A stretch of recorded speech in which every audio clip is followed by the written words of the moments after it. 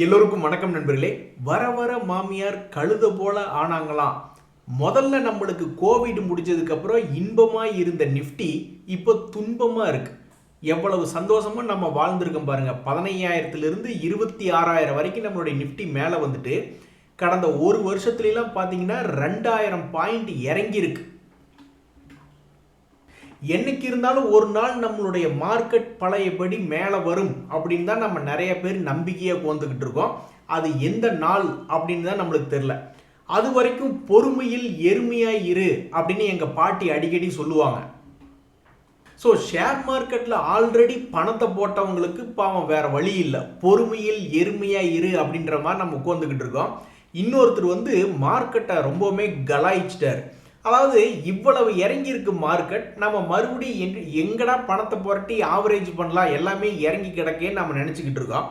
அவர் என்னன்றாருன்னா, ஐயா மார்க்கெட் இறங்கினாலும் வாங்குற அளவுக்கு அங்கே ஸ்டாக்ஸ் ஒன்றுமே ஒர்த் இல்லை அப்படின்ற ஒரு நோக்கத்தில் கமெண்ட் போட்டிருக்கார். ஏன் நிஃப்டியே உனக்கு வந்த சோதனையை பார்த்தியா? இது மாதிரி கமெண்ட்டுகளை பார்க்கும்போது கூட உனக்கு ஒரு வேகம் வர வேண்டாமா?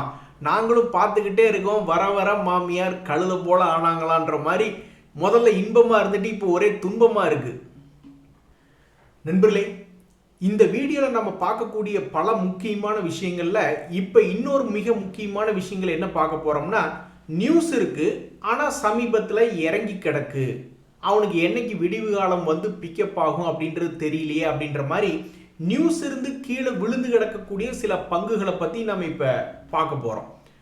அதில் ஃபர்ஸ்ட் நியூஸ் எதில் இருக்குது அப்படின்னு பார்த்தீங்கன்னா, பிஎஃப்சி பவர் ஃபினான்ஸ் கார்பரேஷன் அப்படின்ற ஷேரில் ஒரு செய்தி என்ன அப்படின்னா, தற்போது இந்த ஷேர் மேல் நோக்கி ஏறிய பிறகு கீழே விழுந்திருக்கான். மறுபடியும் சப்போர்ட் எடுக்கிறானா இல்லையா அப்படின்றது யாருக்கும் தெரியாது. இந்த நேரத்தில் இந்த பிஎஃப்சியில் என்ன ஒரு ஷேர் நியூஸ் இருக்குது, ஓப்பனாக இருக்குது அப்படின்னா, அவங்க ஆர்இசியோட மெர்ஜர் ஆகும். அப்படி இருக்கும் பொழுது இவங்களுக்கு எப்ப அந்த ட்ரிகர் வரும்? அந்த நியூஸ் கம்ப்ளீட் ஆகிற வரைக்கும் பாம்பு மாதிரி வளைஞ்சு நெளிஞ்சுக்கிட்டு இருப்பானா, அல்லது பெரிய அளவில் 200 டேஸ் மூவிங் ஆவரேஜ் கீழே போயிட்டு திரும்புவானா, அல்லது இங்கிருந்தே திரும்புவானா, அல்லது என்ன ஆக போகிறது இந்த ஷேர்ல அப்படின்ற மாதிரி ஒரு நியூஸ் பெண்டிங் இருக்கக்கூடிய ஷேர், சமீபத்தில் கீழே விழுந்து கிடக்கக்கூடிய ஷேர் அப்படின்ற ஒரு நியூஸ்ல இந்த பவர் ஃபைனான்ஸ் கார்பரேஷன் அப்படின்ற ஷேர் வருது. ஸோ இந்த ஷேர் வச்சிருக்கக்கூடிய ஷேர் ஹோல்டர்ஸ் எல்லாம் அந்த நியூஸை வச்சுக்கிட்டு இவன் என்னதான் பண்ண போறான் அப்படின்னு ரொம்ப ஆர்வமாக பார்த்துக்கிட்டு இருக்காங்க. அதே மாதிரி இப்போ பவர் செக்டர்ல தான் நியூஸ் இருக்கு. அப்படி பவர் செக்டர்ல நியூஸ் இருக்கிறதுல இன்னொரு மிக முக்கியமான ஷேர் என்னன்னு பார்த்தீங்கன்னா, பவர் கிரிட் அப்படின்ற ஒரு ஷேர். அதாவது ஃபர்ஸ்ட் ஸ்லைடில் கூட நம்ம பார்த்தோம்னே, பல வேல்யூ இன்வெஸ்டர்ஸ் பலதரப்பட்ட தகவல்களை பார்க்கும்போது அவங்களே குழம்பி போயிடுவாங்க. என்னடா இவன் இண்டஸ்ட்ரி பி விட ஸ்டாக் பி கம்மியாக இருக்கானே, அப்போ வேல்யூவேஷன் கம்மியாக இருக்குது, சீப்பாக இருக்கா அப்படின்னு நினைக்கிற நேரத்தில் அப்படியே குழப்பி விட்டுருவானு. அப்புறம் போய் நம்ம பிஇஜி ரேஷியோ, ஏர்னிங்ஸ் க்ரோத், அவன் செய்யக்கூடிய ஏர்னிங்ஸை பொறுத்து ஸ்டாக் ப்ரைஸை கம்பேர் பண்ணி பார்த்தா 13ன்னு இருக்குது. இதெல்லாம் ஆக்சுவலாக 1க்கு கீழே இருக்கணும். அதே மாதிரி ப்ரைஸ் டு புக் வேல்யூ அப்படின்றத எடுத்து பார்த்தோம்னா அது 2.6 இருக்குது. அதுவுமே ஒரு 1 அல்லது 1.5 பக்கத்தில் இருந்தால் தான் வேல்யூ இன்வெஸ்டருக்கு கம்ஃபர்டபுளாக இருக்கும். ஸோ ஒரு தகவல் கம்மியாக இருக்கிற மாதிரி இருக்குது, இன்னொரு தகவல் அதிகமாக இருக்கிற மாதிரி இருக்குது. அதுக்காக வேல்யூ இன்வெஸ்டர்ஸ் எதிர்பார்க்குற அளவுக்கு வரணும் அப்படின்றதுக்காக ஷேர் மார்க்கெட்டில் இந்த ஷேர் ட்ரேட் ஆகிறதெல்லாம் நிறுத்தி வச்சிட முடியுமா, அல்லது தொடர்ந்து ஃபால் ஆகிட்டு தான் இருக்குமா? ஏதாவது ஒரு வகையில் நேரம் கிடைக்கிறப்பெல்லாம் ஏறுவான் இறங்குவான். இந்த 2026 கூட பார்த்தீங்கன்னா ஒரு ரவுண்ட் என்பது இந்த ஷேர் என்பது தற்போது போயிருக்கு. 230 ரூபாயிலிருந்து 330 ரூபாய் வரைக்கும் போயிட்டு இப்போ 290ன்னு விழுந்திருக்கு. இனி இவனுடைய வாழ்க்கையில இந்த வருஷம் மறுபடியும் ஏதாவது இன்னொரு ரவுண்டு கீழே இருந்து மேலே போறானா, அல்லது இன்னும் கடும் சரிவு புதிய லோக்கு போறானா, அல்லது பழைய ரேட்டுக்கு திரும்பி போறானா என்பது பொறுத்து இருந்து தான் பார்க்கணும்.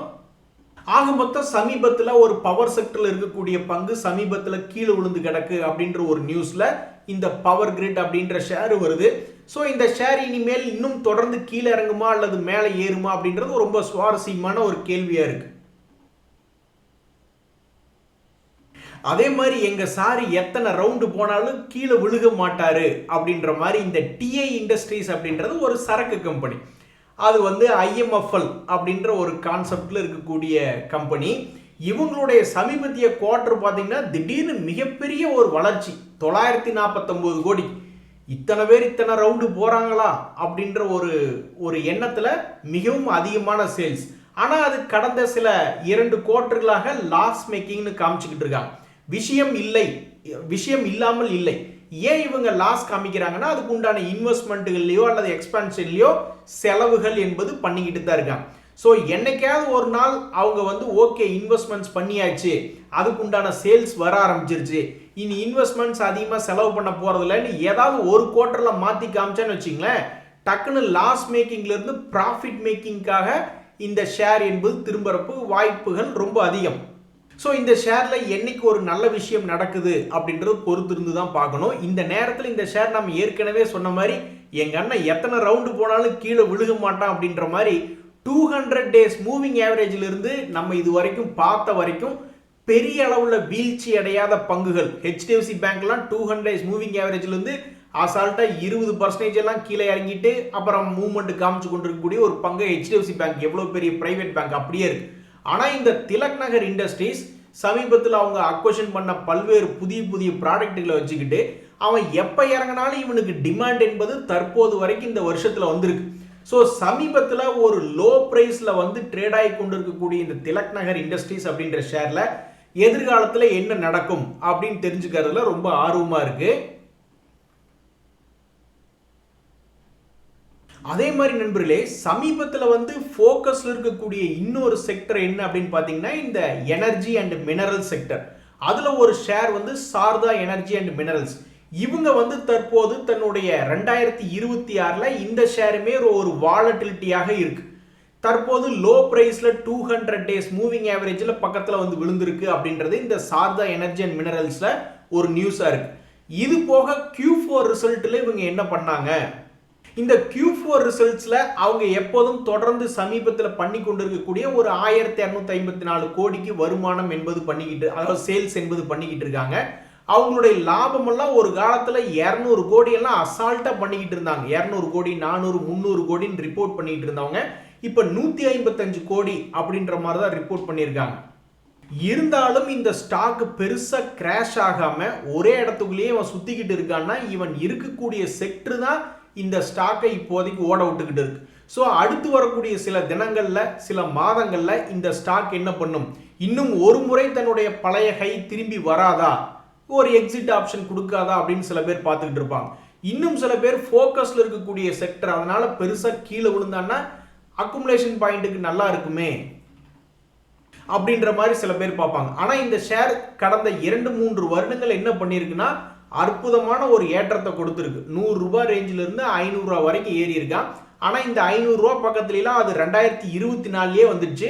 அதுக்கப்புறம் நொண்டி அடிச்சுக்கிட்டு இருக்கு ஒரே இடத்துல. ஸோ அடுத்து வரக்கூடிய Q1 ரிசல்ட்லயாவது ஒரு மிகவும் வலுவான முடிவை தருமா தராதா அப்படின்னு இந்த ஷேர் வச்சிருக்கிறவங்கலாம் ஒரு எதிர்பார்ப்போடு இருக்காங்க.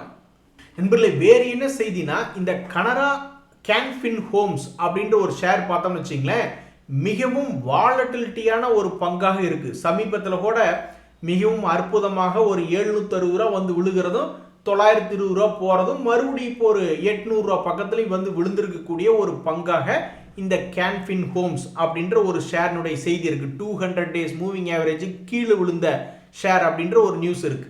இன்னொரு நியூஸ், முக்கியமான நியூஸ் இதில் என்ன சொல்லியிருக்காங்க அப்படின்னு பார்த்தீங்கன்னா, இவங்க 8 ரூபாய் டிவிடெண்ட் தர்றாங்க. அதுக்குண்டான ரெக்கார்ட் டேட் என்பது ஜூலை 3 அப்படின்ற ஒரு அறிவிப்பு கொடுத்துருக்காங்க. யாருக்கே வேணும் எங்களுக்கு 8 ரூபா டிவிடெண்ட், எங்க ஷேரே உச்சத்துல பறந்துகிட்டு இருக்குன்னு அந்த ஷேர் ஹோல்டர்ஸ் எல்லாம் ரொம்ப பெருமையா சட்டக்காலரை தூக்கி விட்டுக்குவாங்க.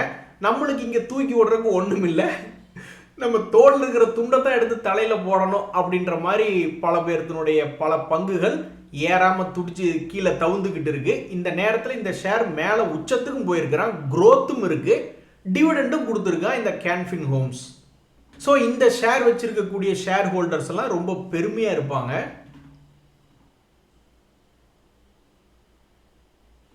நண்பர்களே, இன்னொரு மிக முக்கியமான தகவல்னா, டேய் எங்களை ஏமாத்துறது 2 பேர் பெரிய பெயர் வச்சிருக்கீங்க, மிகப்பெரிய ஜாம்பவான்கள் நாங்களும் நினைச்சுக்கிட்டு இருக்கோம், ஆனா கீழே தவுந்துகிட்டு இருக்கீங்களேப்பா அப்படின்ற மாதிரி 2 பங்குகள், இந்த ஹெச்டிபி ஃபினான்ஷியல் சர்வீசஸ் அப்படின்ற ஒரு ஷேர், இது மேலேயும் மக்கள் ரொம்பவுமே எதிர்பார்ப்பு வச்சிருந்தாங்க. இவன் லிஸ்ட் ஆனதுல இருந்து பெரிய அளவில் ஏறிடுவான் அப்படின்னு பார்த்தோம்னா ஆல்மோஸ்ட் 900 ரூபாயிலிருந்து இறங்கி வந்து இப்போ 627 ட்ரேட் ஆகிட்டு இருக்கு. இதே மாதிரி தான் இந்த பஜாஜ் ஹவுசிங் ஃபைனான்ஸ், அவனுக்கு பெரிய அளவில் சாதிப்பான் அப்படின்னு பார்த்துக்கிட்டு இருந்தா அவனுக்கு கீழே தவுந்துக்கிட்டு இருக்கானுங்க. எங்களுக்கு நடக்க தெரியாது, ஓட தெரியாது அப்படின்ற மாதிரி இவனுக்கு பாட்டுக்கு உட்காந்துக்கிட்டு நடந்துக்கிட்டு இருக்கானு. அது எப்படியோ உட்காந்துக்கிட்டு நடக்க முடியும்? உட்காந்துட்டு காலையில அர்ஜென்ட்டான விஷயங்களை கூட பண்ணலாம். ஆனா உட்காந்துட்டு நீ எப்படி எங்களுக்கு லாபம் தருவ? எந்திரிச்சு வீறு கொண்டு நடக்க வேண்டாமா நீ அப்படின்ற மாதிரி இது போன்ற பங்குகள் மார்க்கெட்ல பெரிய பெயர் கொண்ட பங்குகள் கீழே படுத்து தூங்கிக்கிட்டு இருக்கு. அப்புறம் எப்படி நம்மளுக்கு வருமானம் வந்து எந்த காலத்தில் நம்ம வருமானம் பார்க்கறது அப்படின்றது தெரியல. இந்த நேரத்தில் இந்த ஹெச்டிபி ஃபினான்ஷியல் சர்வீசஸ்ல ஒரு மிகப்பெரிய ஒரு வேலை என்பது பார்த்துருக்காங்க. என்ன அப்படின்னா, வரக்கூடிய 11 ஜூன்ல நாங்கள் ஃபண்ட் ரைஸ் பண்ணுறோம் அப்படின்ற ஒரு தகவல் வெளியிட்டிருக்காங்க. ஸோ ஏதாவது ஒரு கம்பெனி பெருசாக ஃபண்ட் ரைஸ் பண்ணுறாங்க அப்படின்னாவே அது வந்து ஒரு வளர்ச்சிக்கு உண்டான அடையாளமாக தான் இருக்கும்.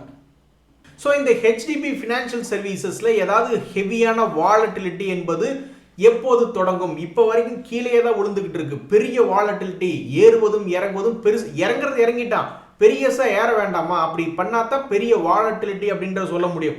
ஸோ இவனுடைய வாழ்க்கையில வாலட்டிலிட்டி தொடங்கி விட்டதா அப்படின்றதா ரொம்ப முக்கியமான கேள்வியா இருக்கு. நண்பர்களே, மார்க்கெட்ல வேற என்ன நியூஸ் அப்படின்னா, காரியம் ஆகணும்னா கழுத காலை கூட பிடிக்கலாம், அது உதச்சாலும் பரவாயில்ல, அட்ஜஸ்ட் பண்ணிக்கலாம் அப்படின்ற மாதிரி பெரிய பெரிய முதலீட்டாளர்கள் வந்து இந்த எஃப்எம்சிஜி செக்டர் வந்து பெருசா ஏறி வரலை அப்படின்றது அவங்களுக்கு தெரிஞ்சாலும் சரி, டிஃபென்சிவ் ஒரு கேட்டகரியில், டிஃபென்சிவ் அப்படின்ற ஒரு ஸ்ட்ராட்டஜியில் சமீபத்தில் பார்த்தீங்கன்னா எஃப்எம்சிஜி செக்டரில் நெஸ்லே இந்தியா, பிரிட்டானியா போன்ற சில பங்குகள்லாம் பழைய ஹைக்கு பக்கத்தில் அல்லது கொஞ்சம் கீழிருந்து மேல் நோக்கி ஏறின வேலையை பண்ணியிருக்காங்க. சில பங்குகள் பண்ணல, ஐடிசி போன்ற சில பங்குகள் பண்ணல. ஸோ இப்போ இந்த டாபூர் இந்தியா அப்படின்ற ஷேர் மேல் நோக்கி வந்தானா இல்லையா அப்படின்றது உங்களுக்கு தெரியுமா? எஸ், வந்திருக்கிறான் அப்படின்ற மாதிரி இந்த டாபூர் இந்தியா 2025களில் என்ன பண்ணியிருக்கா? ஒன்றும் பெருசு 25கள்னா 10 வருஷத்துக்கு முன்னாடி இல்லை, போன வருஷம் தன்னுடைய லோலிருந்து 32% என்பது ஏறி இருக்கான். இப்போ இந்த வருஷத்துல வந்து தன்னுடைய லோல இருந்து எவ்வளவு ஒரு முறை ஏறி இருக்கான்னு பார்த்தீங்கன்னா 20% ஏறி இருக்கான். அவன் ஏறின கையோட அப்படியே தொடர்ந்து கன்சிஸ்டண்டா கீழே விழுந்துட்டான். கீழே விழுந்த பிறகு தற்போது இந்த 2026ல ஏப்ரல் மாசத்துல எந்த லோ வந்து விழுந்தானோ அதே லோல இந்த டாபூர் என்பது வந்து விழுந்திருக்கு. இன்னும் தொடர்ந்து கீழே இறங்க போகிறதா? இவனுடைய ட்ரெண்ட் கண்டினியூ அப்படியே திரும்புதா? அல்லது ஒரு ரிவர்சல் உளுந்து போன வருஷம் சம்பாரிச்சு கொடுத்த மாதிரி ஒரு சிறிய அளவில் சம்பாரிச்சு கொடுப்பானான்றது யாருக்கும் தெரியாது. ஆனால் பெரிய பெரிய முதலீட்டாளர்களுக்கு வேற வழி இல்லை. அவங்க வச்சிருக்கக்கூடிய பவர் செக்டர் வச்சிருப்பாங்க, சோலார், அப்படி இப்படின்னு எத்தனையோ செக்டர் வச்சிருக்கும் பொழுது வேற வழி இல்லாமல் இந்த டிஃபென்சிவ் செக்டர்லையும் அவங்க பிடிச்சி வச்சிருக்க வேண்டிய சூழ்நிலையா போச்சு. அந்த வகையில் மிகப்பெரிய முதலீட்டாளர்கள் தங்களுடைய பங்குகளை டைவர்சிஃபை பண்ணணும் அப்படின்றதுனால காரியமாகணும்னா கழுதை காலை கூட பிடிக்கலாம் அப்படின்ற மாதிரி எல்லா செக்டர்லையுமே மிக குறைவான வருமானம் தரக்கூடிய செக்டராக இருந்தாலும் அதையும் கொஞ்சோண்டு வச்சிருக்கணுமே அப்படின்ற நினைப்புல தான் இருப்பாங்க. அதுக்கு ஒரு எக்ஸாம்பிள் தான் இது போன்ற எஃப்எம்சிஜி செக்டர் ஷேர்கள். நண்பர்களே, அதே மாதிரி ஸ்டாக் மார்க்கெட்ல ரொம்ப பொறுமையா இருக்கணும் அப்படின்றதுக்கு இன்னொரு உதாரணம் என்னன்னா, ஒரு ட்ரெண்டிங் கிளி மாதிரி, அதாவது இறங்கினாலும் 2-3 வருஷம் ட்ரெண்டா ஒரே ட்ரெண்டில் கீழே விழுக வேண்டியது. ஏறுற மாதிரி இருந்தாலும் கொஞ்சம் கூட டயர்ட் ஆகாம தொடர்ந்து 2-3 வருஷம் ஏற வேண்டியது. இது மாதிரி ட்ரெண்டிங்காக ஒரே வேலையை சில பங்குகள் பார்த்துக்கிட்டு இருக்கும். ஒரு உதாரணத்துக்கு பார்க்கும்போது பிபிஎல் அப்படின்ற ஒரு ஷேர், அதனுடைய பெயர் வந்து பன்சாலி இன்ஜினியரிங் பாலிமர்ஸ் அப்படின்றது அது பெயர். இவன் என்ன பண்ணியிருக்கான்னு பாருங்க. இப்போ வந்து ஒரு வருஷம் கழிச்சு இப்போ 200, இதுக்கு முன்னாடி அவன் ஒரு வருஷத்துக்கு முன்னாடி 200 days மூவிங் ஆவரேஜ் கீழே விழுந்தது. இப்போதான் ஒரு வருஷம் கழிச்சு மேல் நோக்கி ஏறி வந்திருக்கான். இது என்ன பிரமாதம்? அவன் வாழ்க்கையிலே இப்படிதான் பண்ணியிருக்கான் அப்படின்ற மாதிரி 2020லிருந்து ஏற ஆரம்பிச்சவன் 22 வரைக்கும் ஏறிட்டு அதுக்கப்புறம் தொடர்ந்து இறங்கிட்டு மறுபடியும் 2024 முடிவுல தான் அது ஒரு உச்சத்துக்கே வந்துச்சு.